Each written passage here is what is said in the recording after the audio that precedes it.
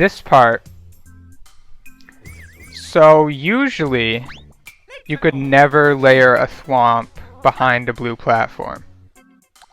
But alright, I'm gonna turn this to a red spike top. So when a spike top's walking normally, the thwomp still isn't layered behind the blue platform. But when it climbs up the wall, it causes the thwomp to get layered behind the blue platforms. So then we can just kill the spike top, and you got a thwomp layered behind blue platforms.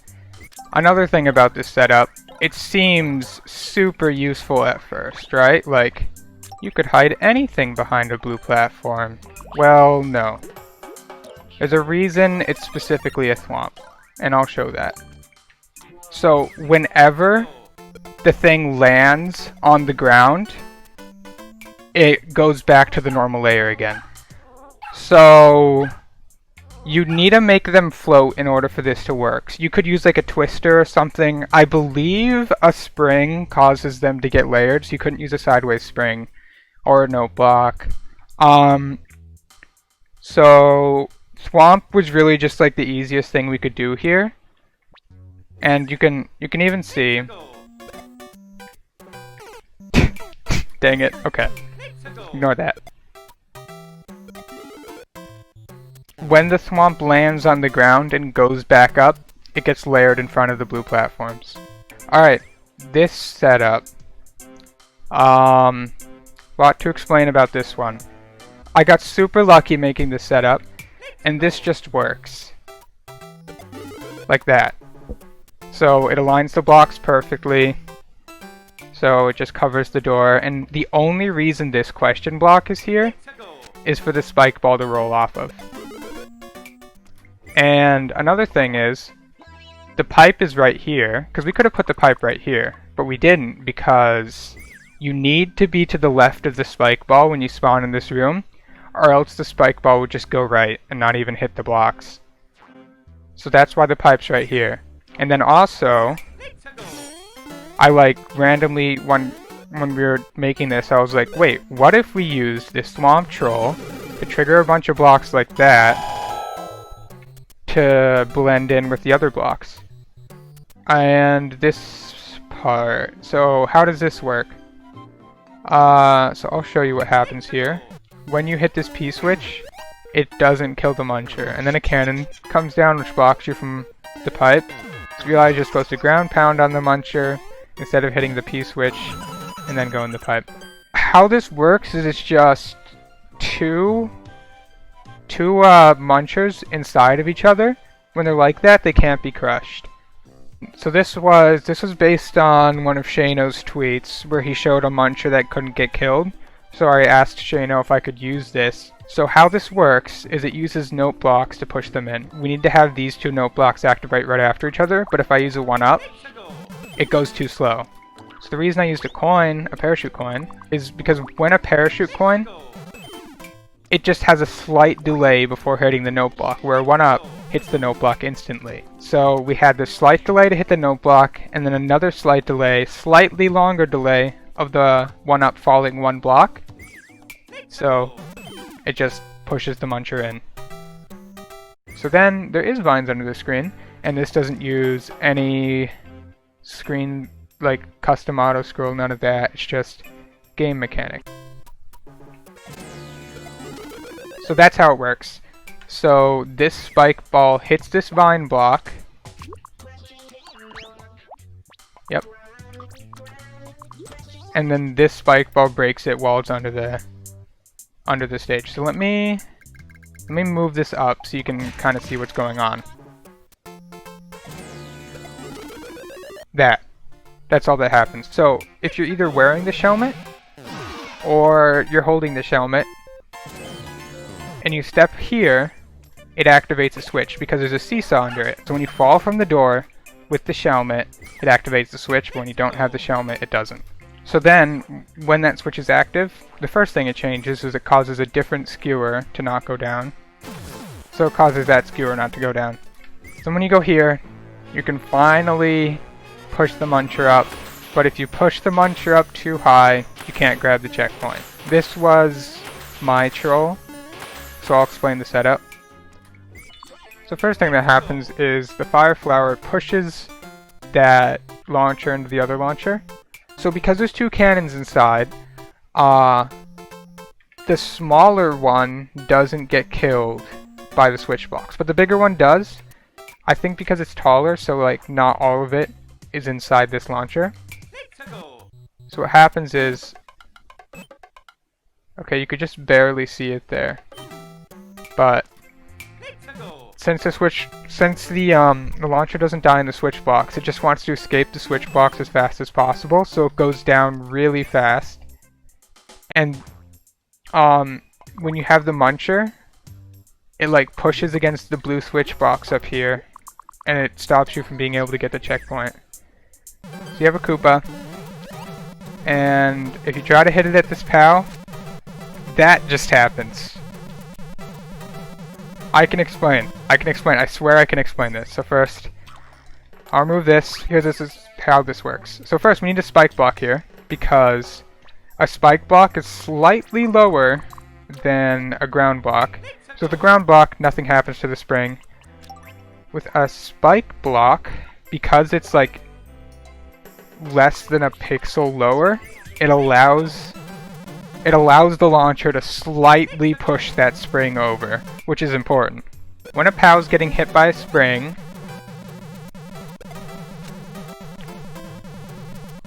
shells just go through it. And also, Mario goes through it, but this isn't as useful. Okay.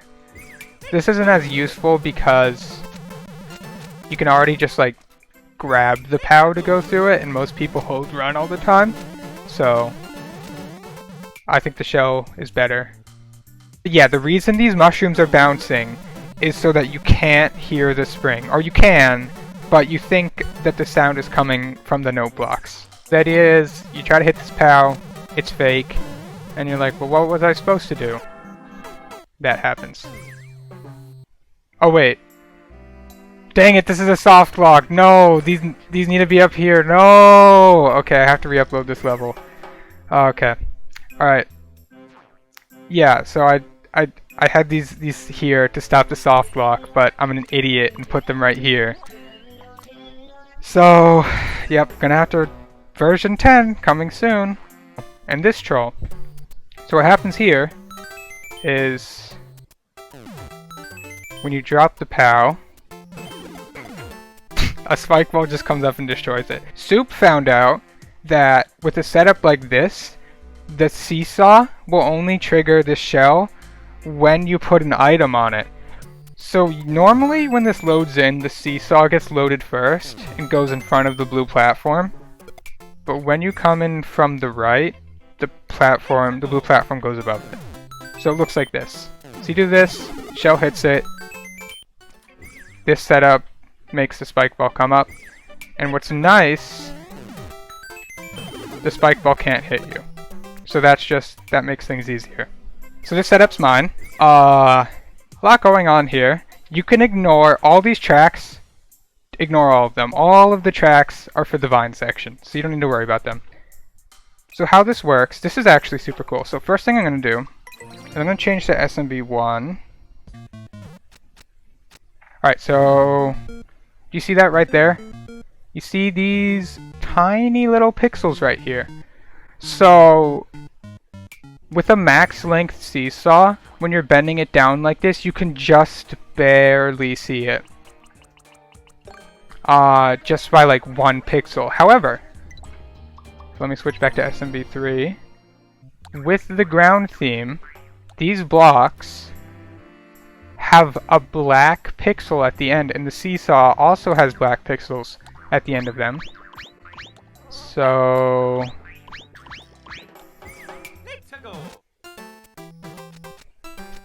they blend in, and you can't see the Seesaw. So first, we got this bomb set up. So I have this one up.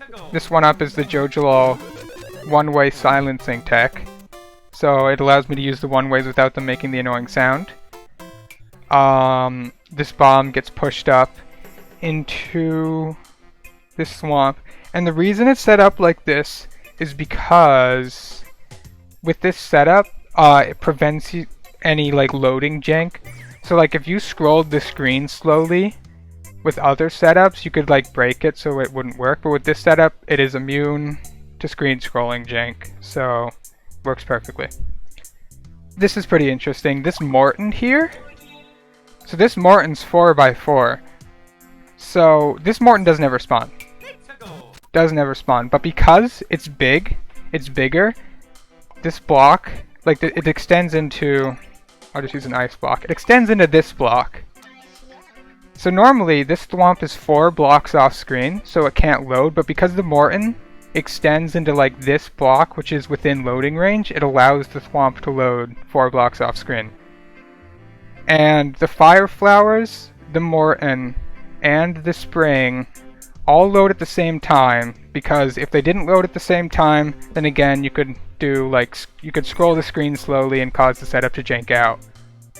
So what this setup does is like right when the thwomp activates, it instantly blows up the bomb, which instantly activates the switch. So when this bottom thwomp activates the switch, the spring changes directions, which pushes the thwomp, and it causes the thwomp to activate. And since the thwomp's activating and it hits the seesaw, it goes up super fast. If you are holding up on this vine, it goes so fast, you just go into the door and end up here. So the only way I could think about making a Frogger anti-soft lock work was with a lag detector. So that's what I did. So Soup's idea was for a Frogger anti-soft lock, and I like spent a while like figuring out how could I make it so you have to like dodge things on tracks, but also not be able to get hit or not be able to die from those things on tracks. So I just used a lag detector, so if you do get hit, it just pushes you back and you're forced to go in this pipe and get a power up again to continue. I didn't find this lag detector on my own. I got this from Pulse's Twitter, because Pulse posts a lot of lag detector setups. So this one, when you get hit, it causes one of those cannons to drop, which goes on the conveyor and crushes the bomb, which activates the switch, which opens up the path for this launcher to just push you back and force you to go in that pipe. So this. So you're like, oh, I can just get the goal. And that happens. Alright, first I want to explain a few things up here. I have this lol naked pipe in case anyone clicked more info and like looked over here. I just have this. So it'd be like, look, there's a naked pipe, you clicked more info. Also have this one up that bounces into this box, because, you know, why not? So first, we have this conveyor that pushes the bomb like that. So when the thwomp goes down, it just instantly activates the bomb. So this is just an instant switch activator. So the switch would instantly activate the bomb, and this is the same downwards hyperspeed setup as before. So let me just get myself a shelmet. So you can see the mushroom, the one up, pushes that launcher into the other one, just lands nicely into this little nice painted out box. So when they're overlapped, you can just use switch blocks to push them down very fast. So that just instantly, when you jump, instantly pushes the thwomp down. And when a thwomp is in front of the goal in SMB3, you can't collect it. So, see, can't collect the goal. And then the thwomp is sideways, so it goes, drops the launcher, which shoots stars, and then the switch also drops this launcher with the fish bones and these flowers. And the switch opens this, which allows the star to drop, fall down here. So the correct solution, do this, grab the star, win the level.